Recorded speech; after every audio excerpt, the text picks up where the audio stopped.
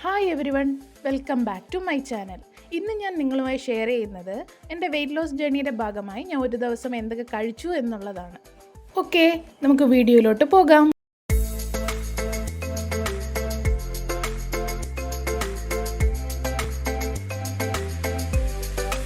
ഞാനെൻ്റെ day start ചെയ്യുന്നത് തൈറോയിഡിൻ്റെ ടാബ്ലറ്റ് എടുത്തിട്ടാണ്.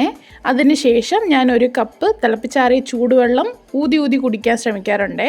അത് നമ്മുടെ മെറ്റബോളിസവും ഡൈജഷനും ഒക്കെ ഇമ്പ്രൂവ് ചെയ്യും. ബോഡിയിലെ ടോക്സിൻസിനെ എലിമിനേറ്റ് ചെയ്യാനും വെയ്റ്റ് ലോസിനും ഈ ചെറു ചൂടുള്ള വെള്ളം കുടിക്കുന്നത് നമ്മെ സഹായിക്കും.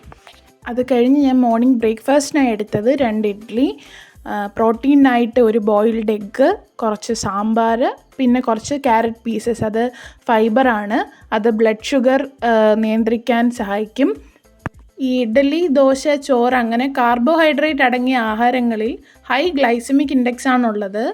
അത് PCOD ഉള്ളവർക്ക് നല്ലതല്ല, കാരണം ഈ ബ്ലഡിലെ ഷുഗർ ലെവൽ ഇത് കൂട്ടും. സോ PCOD ഉള്ളവർ മാക്സിമം ഇത് അവോയ്ഡ് ചെയ്യുക, അല്ലെങ്കിൽ പോർഷൻ കൺട്രോളായിട്ട് കഴിക്കാൻ ശ്രദ്ധിക്കുക. ഞാനും PCOD ഉള്ളൊരു വ്യക്തിയാണ്. ഞാൻ മാക്സിമം ഈ ഇഡ്ഡലി, ദോശ ഒക്കെ ഒഴിവാക്കാറാണ് പതിവ്. പക്ഷേ സാമ്പാറുമായിട്ട് കോമ്പിനേഷൻ വരുന്ന ദിവസങ്ങളിൽ എനിക്ക് കോമ്പിനേഷൻ ഇഷ്ടമുള്ളതുകൊണ്ട് അങ്ങനെയുള്ള ദിവസങ്ങളിൽ മാത്രം ഇഡ്ഡലി, ദോശ അങ്ങനെയൊക്കെയുള്ള ഇത് എടുക്കാറുണ്ട്. പക്ഷെ ചോറ് ഞാൻ കഴിക്കാൻ ശ്രമിക്കും ഡെയിലി, പക്ഷെ പോർഷൻ കൺട്രോളായിട്ട് എടുക്കാനാണ് നോക്കുന്നത്. ഞാൻ ബ്രേക്ക്ഫാസ്റ്റായി എടുത്ത ഓരോ ഫുഡിൻ്റെയും കലോറി ഡീറ്റെയിൽസാണിത്. ഓവറോൾ ബ്രേക്ക്ഫാസ്റ്റിന് എത്ര കലോറി എടുത്തിട്ടുണ്ട് എന്നുള്ള ഡീറ്റെയിൽസും കൊടുത്തിട്ടുണ്ട്. മിഡ് മോർണിംഗ് സ്നാക്കായിട്ട് ഞാനിവിടെ എടുത്തിട്ടുള്ള പപ്പായയാണ്. ഒരു 1/4 പീസ് ഓഫ് പപ്പായ എടുത്തിട്ടുണ്ട്. PCOD ഉള്ളവർക്കൊരു ഹെൽത്തിയർ ഓപ്ഷനാണ് പപ്പായ, ആപ്പിൾ, പേരയ്ക്ക എന്നുള്ളത്. ബനാന മാക്സിമം PCOD ഉള്ളവർ ഒഴിവാക്കുന്നതായിരിക്കും നല്ലത്. ഇതിനൊക്കെ ഇടയിൽ മാക്സിമം ഹൈഡ്രേറ്റഡ് ആയിരിക്കാൻ ഞാൻ ശ്രമിച്ചിട്ടുണ്ട്. ഒരു ഫുൾ ഡേ എടുത്താൽ ഒരു 2 to 3 ലിറ്റേഴ്സ് ഓഫ് വെള്ളം നമ്മൾ കുടിച്ചിരിക്കണം.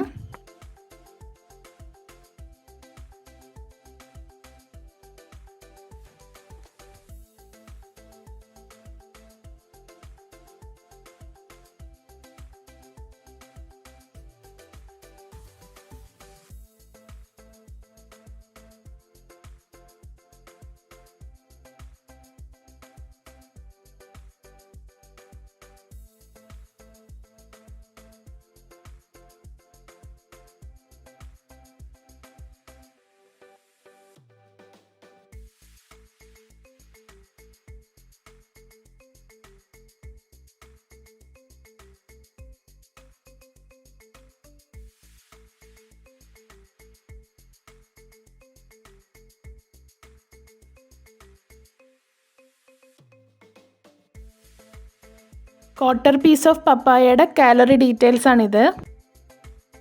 ലഞ്ചിന് ഞാൻ ചോറാണ് എടുത്തേക്കുന്നത്. അതിനൊപ്പം മുരിങ്ങയില തോരൻ എടുത്തിട്ടുണ്ട്. ഈ മുരിങ്ങയില തോരൻ്റെ റെസിപ്പി ഞാൻ എൻ്റെ ചാനലിൽ ഇട്ടിട്ടുണ്ട്. ഞാൻ സൈഡിൽ എവിടെയെങ്കിലും കൊടുക്കാം, കാണാത്തവർ പോയി കാണണേ. അതിനുശേഷം മീൻകറി എടുത്തിട്ടുണ്ട്. മീൻകറി അയലയാണ്. പിന്നെ തീയലുണ്ട്. തീയലിൻ്റെ കറി ഇല്ലാണ്ട് കഷ്ണങ്ങൾ മാത്രം എടുത്തിട്ടുള്ളത്.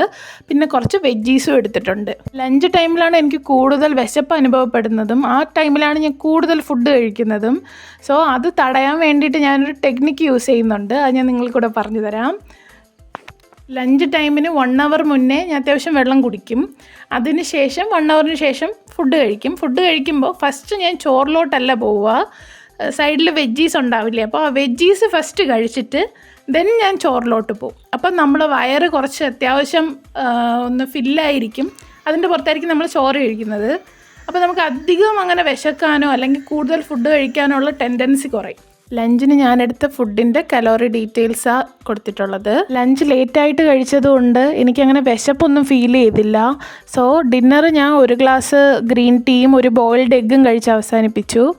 ഡിന്നറിനടുത്ത് ഫുഡിൻ്റെ കലോറി ഡീറ്റെയിൽസാണ് കൊടുത്തിട്ടുള്ളത്. ഗ്രീൻ ടീക്ക് 0 കലോറിയാണ്. നമുക്ക് ഒരു ദിവസം 2 ഗ്രീൻ ടീ വരെ നമുക്ക് കുടിക്കാവുന്നതാണ്. ഇതെൻ്റെ അന്നത്തെ ദിവസത്തെ ടോട്ടൽ കലോറി ഇൻടേക്ക് ഡീറ്റെയിൽസാണ്. ആക്ച്വലി ഇതെൻ്റെ മെയിൻ്റനൻസ് കലോറിയേക്കാളും വളരെ കുറവാണ്. എൻ്റെ മെയിൻ്റനൻസ് കലോറി എന്ന് പറയുന്നത് 1800 to 2200 കലോറിയാണ്. ഇനി മെയിൻ്റനൻസ് കലോറി അറിയാത്തവർക്ക് ഞാൻ സെപ്പറേറ്റ് ആയിട്ട് ഒരു വീഡിയോ ചെയ്യാം. എല്ലാവരും വെയിറ്റ് ലോസ് ഫോക്കസ് ചെയ്യുമ്പോൾ അവരുടെ മെയിൻ്റനൻസ് കലോറി അറിഞ്ഞ് ആ മെയിൻ്റനൻസ് കലോറിക്ക് ഈക്വൽ ആവുന്ന വണ്ണം, ഒരു 100ഓ 200ഓ താന്ന പ്രശ്നമില്ല, പക്ഷെ അവരുടെ മെയിൻ്റനൻസ് കലോറിക്ക് ഈക്വൽ ആവുന്ന വണ്ണം കലോറി മെയിൻറ്റെയിൻ ചെയ്ത് വെയിറ്റ് ലോസ് ചെയ്യുന്നതായിരിക്കും നല്ലത്. ഓക്കെ, ഇനി മറ്റൊരു വീഡിയോയുമായി നമുക്ക് വീണ്ടും കാണാം.